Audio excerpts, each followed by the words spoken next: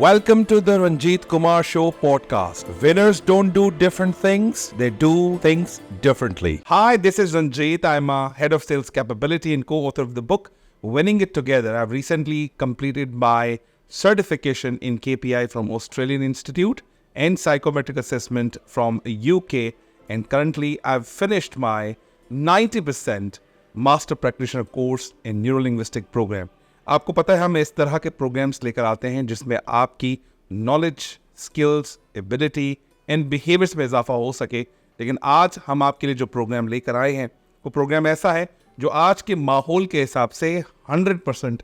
Fit बैठता है। जैसे कि आपने सुना होगा या आपने देखा भी होगा कि ब्रेन ड्रेन का एक पूरी वबा चली है। लोग बाहर जाना चाहते हैं, कुछ लोग तालीम के लिए, कुछ लोग बिजनेस के लिए, या कुछ लोग फिर किसी और मकसद के लिए जा रहे हैं। उन तमाम मकासद को जानने के लिए आज हमने एक ऐसे गेस्ट को दावत दी है जिनका नाम है वसी मिर्ज़ा, जो है CEO, founder, immigrants.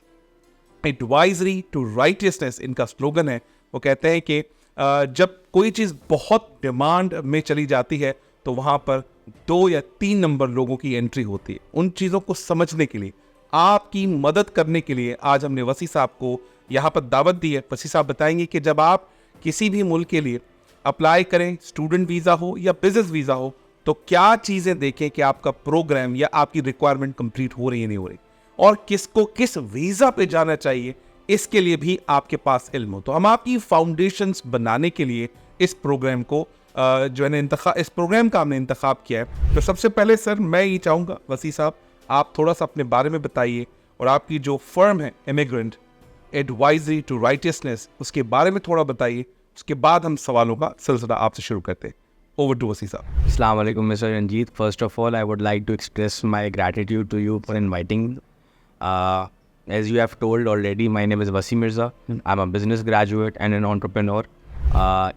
As far as immigrants, my consultancy immigration firm is concerned, हमें ऑलरेडी 5 years हो चुके हैं इस इंडस्ट्री के अंदर, और हम वेरियस कैटेगरीज ऑफ वीज़ाज़ को डील करते हैं, जिसमें स्टडी वीज़ाज़ आ जाते हैं, विजिट वीज़ाज़ आ जाते हैं, स्किल्ड प्रोफेशनल्स वीज़ाज़ आ जाते हैं, बिजनेस इमिग्रेशन वीज़ाज़ आ जाते हैं, और उसके अलावा सिटीजनशिप बाय इन्वेस्टमेंट में भी हम डील करते हैं। जी वसी साहब, मेरा आपसे ये सवाल है कि जैसे कि किसी भी स्टूडेंट को या एक बिजनेसमैन को, before getting into the question, ये तमाम चीज़ें जो आपसे पूछेंगे हम, स्टूडेंट को या बिजनेसमैन को इसी प्रोसेस में अगर एंटर होना है, वीज़ा के लिए एंटरटेन करना है अपने आप को, उसकी वीज़ा से पहले जो बेसिक रिक्वायरमेंट है वो क्या पूरी होनी चाहिए? वो किसी भी पहले कैटेगरी में फॉल करता हो तो बेसिक डॉक्यूमेंटेशन, बेसिक रिक्वायरमेंट्स आप बता दें। As far as student visa is concern, अगर कोई स्टूडेंट मास्टर्स के लिए अप्लाई कर रहा है तो उसका बैचलर्स और उससे प्रीवियस जो सेकेंडरी इंटरमीडिएट या ए लेवल्स, मैट्रिक या ओ लेवल्स, इसके डॉक्यूमेंट्स उनके पास होने चाहिए। उसके अलावा जो लैंग्वेज रिक्वायरमेंट है, फॉर इंस्टेंस आइल्स है या PT हो गया फॉर ऑस्ट्रेलिया, तो उसका जो रिक्वायर्ड स्कोर है वो उनके पास होना चाहिए। लेटर्स ऑफ रिकमेंडेशंस होने चाहिए, और उसके अलावा अगर उनका कोई वर्क एक्सपीरियंस उन्होंने किया है, उनका कुछ काम पार्ट टाइम भी किया तो वो भी हो। और उसके अलावा जो है जो उनके बाकी जो मेन डॉक्यूमेंट्स होते हैं, जैसे पासपोर्ट हो गया, NIC हो, और ये FRC, ये सारे डॉक्यूमेंट्स होने चाहिए, तमाम डॉक्यूमेंट्स। ये जो डॉक्यूमेंटेशन है इसके बारे में हम ज़रूर आपसे बात करेंगे। तो मेरा पहला आपसे सवाल है सर, आपकी जो ऑर्गेनाइजेशन है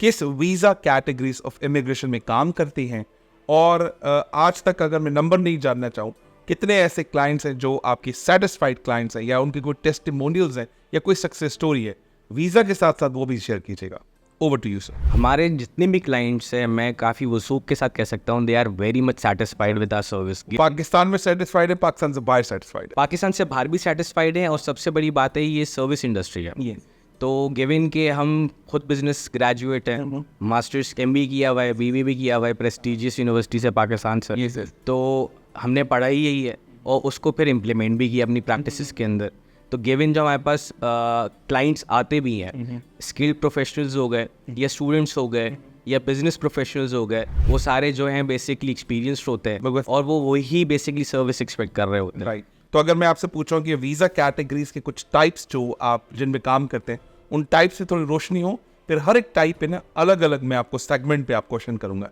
सही है। व्हाट टाइप्स ऑफ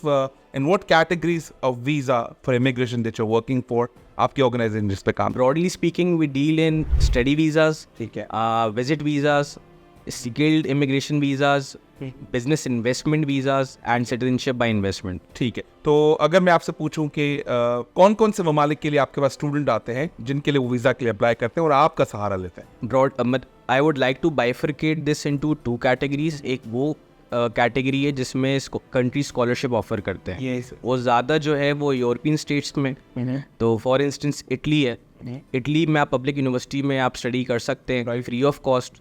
और ये है कि उसकी कुछ रिक्वायरमेंट्स हैं कि आपके पास जो है वो आपको जो बैंक स्टेटमेंट शो करनी है वो अराउंड 7,000 यूरोज होनी चाहिए 1 ईयर की इसकी प्रोसेसिंग होती है और अगर मास्टर्स के लिए जा रहे हैं तो फिर तो आपको आइल्स भी रिक्वायर्ड नहीं है बिल्कुल सही सिर्फ लेटर ऑफ MOI आपको चाहिए होता है मीडियम ऑफ इंस्ट्रक्शन जिसके अंदर ये वो यूनिवर्सिटी की तरफ से ही आपको मिलता है कि आपकी जो पूरी एकेडमिक स्टडी है वो बेसिकली इंग्लिश लैंग्वेज के अंदर है और बैचलर्स के लिए आपको 6.5 आइल्स चाहिए होता है बिल्कुल सही और 2 इयर्स का टैक्स रिटर्न्स आपको रिक्वायर्ड है फिर सेकंड आ जाता है जर्मनी राइट तो जर्मनी की तरफ काफ़ी स्टूडेंट्स इंक्लाइंड हैं अब जर्मनी के अंदर ये है कि आप पब्लिक यूनिवर्सिटीज़ में तो स्टडी कर सकते हैं लेकिन फॉर मास्टर्स तो उनका जो मीडियम है वो इंग्लिश लैंग्वेज वो यूज़ कर लेते हैं तो आपका आइल्स में गेम गुड हो जाता है बिल्कुल सही लेकिन बैचलर्स के लिए आपको A1 और A2 जो जर्मन लैंग्वेज है जो गॉथ इंस्टीट्यूट होती है वो रिक्वायर्ड होती है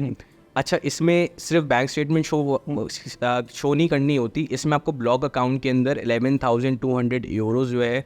for the time period of 1 year वो आपको डिपॉजिट करने होते हैं और उसके बेसिस पे आपका वीज़ा ग्रांट हो जाता है और ये 6 मंथ्स की इसकी स्टूडेंट की कोई एज रिक्वायरमेंट्स है इसमें मतलब कौन सी एज ब्रैकेट के अंदर ज़्यादा एज नहीं हो लाइक ज़्यादा से मुराद ये कि ये 40 एक्सीड ना करे हाँ लेकिन ये है कि इटली में खुसूसन मैं आपको बताऊं हमने एक इंजीनियर का केस किया था मैकेनिकल इंजीनियर थे वो उनकी एज भी 36 थी और उन्हें BE किया हुआ था बैचलर्स इन इंजीनियरिंग और आपकी इस तरह की बातें सुन के मैं भी आपसे बहुत इंस्पायर हो रहा हूँ जी ये रियलिटी है ये नहीं कोई कि मैंने कोई आपको ऐसी बात कर दी अगर आप स्टडी भी करेंगे और जो पहले जा चुके हैं आपके सर्कल में भी होंगे बिल्कुल सही या उनके सर्कल में होंगे आपके एक्वेंटेंस के या फ्रेंड्स के तो आपको बताएंगे तो उनका जो एक्सपीरियंस था वो 7 इयर्स का था एकेडमिक क्वालिफिकेशन के बाद प्रोफेशनल वर्क एक्सपीरियंस उनको वीज़ा ग्रांट हो गया बिल्कुल सही बहुत ज़बरदस्त जी थोड़ा सा एक छोटा सा ब्रेक लेते हैं मजीद हम जितनी कैटेगरीज अभी आपने एक्सप्लेन किए एक एक कैटेगरी में थोड़ा सा टाइम लगाते हैं ताकि जो तमाम सुनने वाले हैं मेरे सर्कल में तकरीबन 8 यूनिवर्सिटीज़ हैं बहुत सारे स्टूडेंट आपको यहाँ पर सुनेंगे जब ये पॉडकास्ट चलेगा